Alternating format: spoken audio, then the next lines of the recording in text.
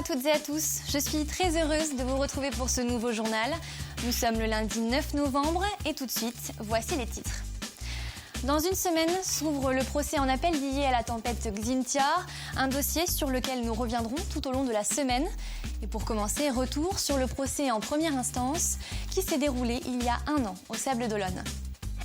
Moins d'un mois avant le premier tour des élections régionales, et les candidats avaient jusqu'à ce lundi midi pour déposer leur liste. Sur chacune d'entre elles, des têtes de liste régionales, mais aussi départementales. Alors pour quelles raisons doit-on élire autant de candidats? Quels sont les découpages par département? Éléments de réponse dans ce journal.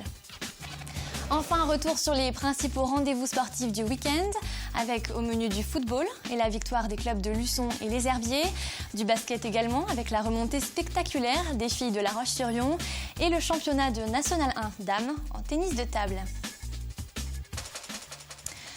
Mais tout d'abord, dans une semaine, s'ouvrira le procès en appel Xynthia à Poitiers. Un an après le procès en preuve de première instance au Sables d'Olonne, où l'ancien maire de la Faute-sur-Mer, l'ancienne première adjointe et son fils, alors responsable de la gestion des digues, ont été condamnés.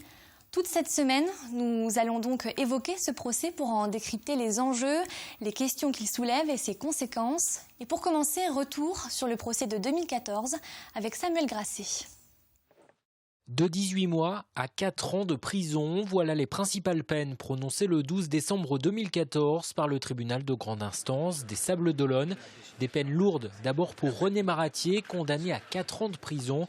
Le tribunal avait estimé que l'ancien maire de la Faute-sur-Mer connaissait les risques d'inondation, qu'il n'avait pas suffisamment informé la population et qu'il avait autorisé la construction de maisons dans cette cuvette de la Faute. Je suis le lampiste, le bouc émissaire de la situation. Il fallait marquer. Ça avait valeur de symbole pour les services de l'État. Peine d'emprisonnement prononcée aussi pour l'ex-première adjointe Françoise Babin, condamnée à 2 ans de prison. Elle aussi connaissait les risques selon le tribunal. Enfin, son fils Philippe Babin avait lui aussi été condamné à 18 mois de prison. Le tribunal des Sables avait pointé sa défaillance en tant que président de l'association en charge de l'entretien de la digue Est, celle censée protéger les habitants. La plupart des parties civiles avaient salué la décision du tribunal. D'élus qui, pour des motifs qui sont de très mauvais motifs, ont décidé de poursuivre l'urbanisation et de cacher à leurs concitoyens la réalité des risques auxquels ils étaient exposés. Un jugement qui était intervenu après un procès hors norme, 5 semaines d'audience, plus de 120 parties civiles, une centaine de journalistes accrédités. Le palais de justice des Sables d'Olonne étant trop petit, c'est le centre des congrès des Atlantes qui avait été transformé pour l'occasion en tribunal. Un tribunal qui s'était même déplacé le temps d'une journée à la Faute-sur-Mer sur les lieux de la tempête. On va s'arrêter sur des points bien précis qui vont être des lieux où il y a eu des morts. Donc ça va être très difficile pour pas mal de personnes. Malgré tout, lors des audiences, des questions étaient restées sans réponse.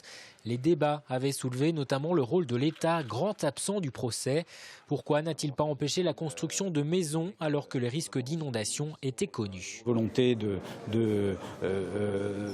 d'abattre la puissance de la justice sur un maire pour faire oublier les responsabilités de ceux qui, à tout niveau, ont fauté ce jour-là. Le directeur départemental adjoint de la direction des territoires et de la mer, seul représentant de l'État cité à comparaître, a été relaxé en première instance.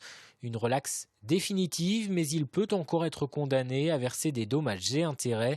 Il fait partie des prévenus qui seront jugés à partir de lundi prochain par la Cour d'appel de Poitiers.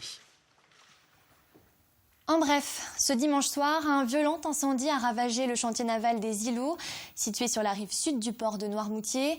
Il ne reste plus rien des 600 mètres carrés de bâtiments et de ce qu'ils contenaient. Des machines, des bateaux en construction ou en réfection, des anciens bateaux en bois, des plans. La trentaine de pompiers mobilisés n'a pas réussi à éteindre le feu et tout est parti en fumée en seulement une demi-heure.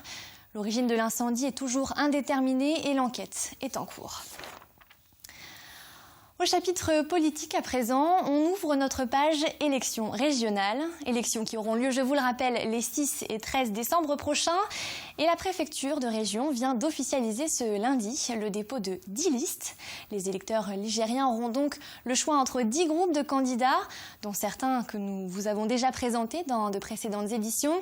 Alors, nous aurons évidemment l'occasion de refaire le point sur les différentes forces en présence. Parmi elles, la liste Front National, portée au niveau régional par Pascal Gana. En Vendée, c'est Brigitte Neveu qui est tête de liste départementale après avoir été chef de file régionale en 2010. Autour d'elle, 18 autres candidats militants FN, en majorité des hommes et des femmes d'expérience, comme le souligne Pascal Gana. On l'écoute tout de suite. C'est une liste qui est constituée de cadres de la société civile pour les premiers éligibles, qui ont une expérience professionnelle personnelle riche, qui leur permettra, chacun dans leur secteur, d'apporter beaucoup dans la gestion du conseil régional. Nous avons tenté de trouver des gens qui sont ancrés dans le réel et ne sont pas ancrés dans les réseaux de pouvoir politique, financiers, économiques particuliers, mais qui représentent l'ensemble de la société vendéenne. Voilà, alors on vient de l'évoquer, ces élections sont régionales, mais les listes sont constituées de sections départementales. En Pays de la Loire, la région regroupe 5 départements et une liste doit donc être constituée de 5 sections départementales, représentant donc chacune un département avec un nombre de sièges à pourvoir différent. Alors pourquoi et combien de candidats une liste doit-elle compter? Élément de réponse avec Carla Bourreux.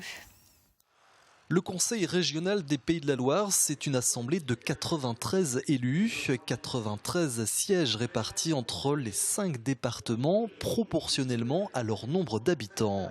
Prenons la Vendée par exemple, avec ses quelques 649 000 habitants. La région, elle, totalise un peu plus de 3 632 000 Ligériens. Proportionnellement, 17 sièges sont donc réservés à la Vendée sur les 93. À titre de comparaison, c'est quasiment 2 fois moins que la Loire-Atlantique, département le plus peuplé qui compte 33 élus. Et c'est donc notamment parce que le nombre de sièges attribués à chaque département est différent, mais aussi pour assurer la représentation de chacun d'eux au conseil régional, que lors des élections, une liste de candidats doit être constituée de ce que l'on appelle des sections départementales, chacune avec un nombre de candidats égal au nombre de sièges à pourvoir, plus 2 candidats par département. En Pays de la Loire, les électeurs auront ainsi le choix entre des listes comportant chacune 103 noms, dont 19 représentant la Vendée. À voter. À noter enfin que ces listes doivent respecter la parité et qu'elles pourront évoluer entre les 2 tours. Et enfin que le bulletin de vote d'une liste sera le même dans les 5 départements de la région. À voter. Et une dernière information avant de refermer cette page élection régionale avec cet autre soutien dans la campagne de la tête de liste Les Républicains. Après Gérard Larcher, il y a une semaine, ce lundi soir, Bruno Retailleau accueille Nicolas Sarkozy et Jean-Christophe Lagarde pour un meeting de soutien organisé à Andars, dans le Maine-et-Loire.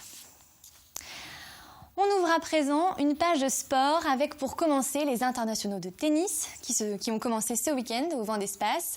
À peine le tournoi de Paris-Bercy terminé que les amateurs se retrouvent déjà autour des cours vendéens pour admirer les performances de nombreux champions.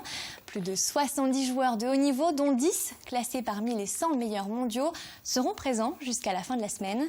Parmi eux, le jeune espoir français Lucas Pouille ou encore Benoît Paire et Paul-Henri Mathieu. Les internationaux de tennis de Vendée sont importants pour les tennisman puisqu'ils permettent d'obtenir les précieux points ATP qui ouvrent les portes des tournois mondiaux. C'est vrai qu'Herbert et Mahut qui gagnent le double l'année dernière et Pierre Hugerbert qui gagne le simple, on les retrouve en finale de l'Open d'Australie en double et on les retrouve vainqueurs de Grand Chelem à l'US Open en simple. Donc c'est vrai que c'est aussi ça les tournois Challengers, c'est un tremplin pour des joueurs assez jeunes et qui sont en pleine progression. Donc on va sûrement découvrir peut-être cette année la pépite du tennis mondial. Et puis on va aussi découvrir des joueurs qui sont, redécouvrir des joueurs qui sont déjà très connus. Et j'ajoute qu'Aurélien Huard, notre journaliste sport, reviendra sur cette grande manifestation à la fin de chaque journal, à partir de demain ainsi que jeudi et vendredi. Toujours en sport, le week-end a été riche pour les sportifs vendéens. Du côté des équipes de football masculine, de belles victoires. Un peu plus difficile en revanche pour l'équipe de La Roche-sur-Yon contre le PSG. Il y avait également du basket avec une belle reprise en main des filles de La Roche-sur-Yon, mais aussi du tennis de table avec le championnat de National 1 Dames opposant Beaufou à Rambouillet. Le résumé en images avec Élodie Pépin. Bonne opération ce samedi en Corse pour Luçon. En match de national, les Luçonnais remontent sur le podium grâce à leur victoire 2-0. Un but à la 38e minute d'Achabar. Puis en seconde période, c'est Germaine qui marque. Les Luçonnais remontent à la 3e place du classement, à 4 points des autres Vendéens, les Herbretais. Les Herbiers, justement, ont eux aussi réalisé une belle performance ce week-end en remportant une victoire capitale face à Épinal, concurrent direct pour le maintien. Les hommes de Franck Rizzetto, malgré quelques frayeurs, s'imposent finalement 2-1. Il y avait longtemps qu'on souhaitait avoir une victoire. On l'a eu dans la douleur, dans la difficulté, mais on n'a jamais lâché malgré tout. Les joueurs ont fait preuve d'abnégation ce soir et ils ont, je pense, été récompensés. Récompensés car les Herbretais comptent maintenant 6 points d'avance sur le premier relégable. Ballon rond toujours avec les filles de La Roche-sur-Yon qui ont encaissé une grosse défaite ce week-end face à des concurrentes plus aguerries. Malgré la sévérité du score 1-5, Malika Bousso a salué le jeu de son équipe. On était dedans, on a pu garder le ballon, se projeter vers l'avant. Voilà, c'est dommage, le score est quand même lourd par rapport à ce qu'ont produit les filles. Après, voilà, c'est la réalité, la réalité du haut niveau aussi. En basket, Ligue 2 féminine, La Roche-sur-Yon a repris du poil de la bête. 15 jours après une grosse contre-performance face à Aulnois, samedi soir, elles ont renoué avec le succès. Un succès de 20 points grâce notamment à une défense solide. Score final 65-45. Enfin, ce week-end, il y avait aussi du tennis de table avec la Nationale 1 Dames. 4e journée, Beaufou rencontrait Chénet-Rambouillet.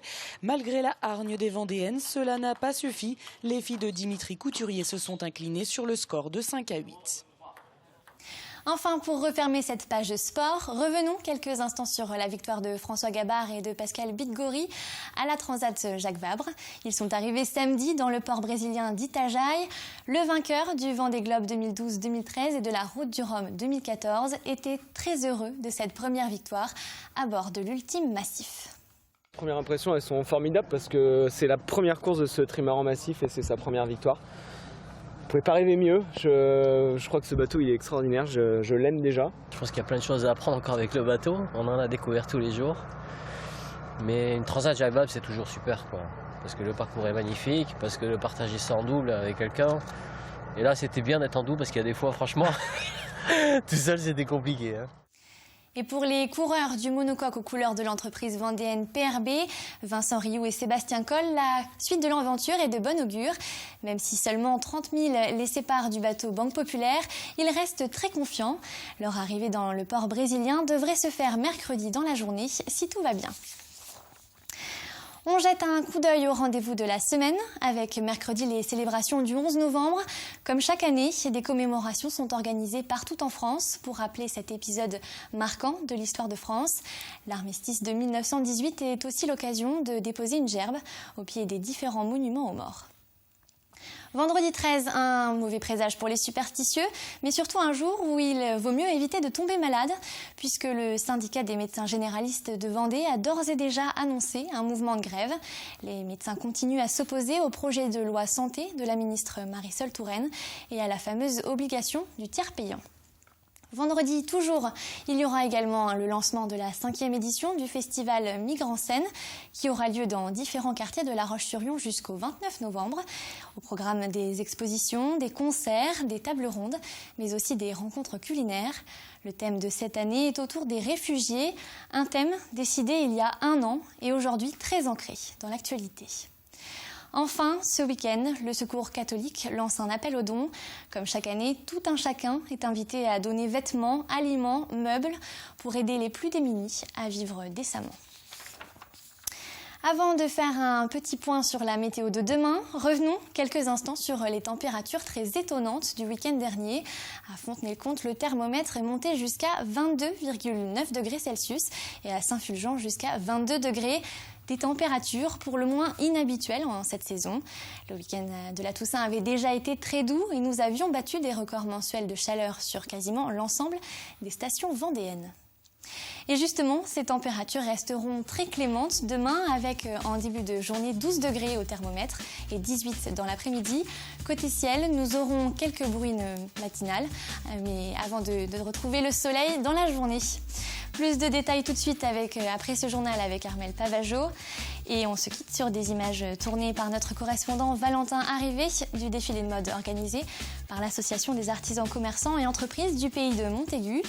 Et ce sont des clients, clientes, amis et familles, des organisateurs qui se sont prêtés au jeu et se sont improvisés modèles du jour pour le plus grand plaisir des Montacutins. Je vous quitte devant ces images. Très bonne soirée et à demain.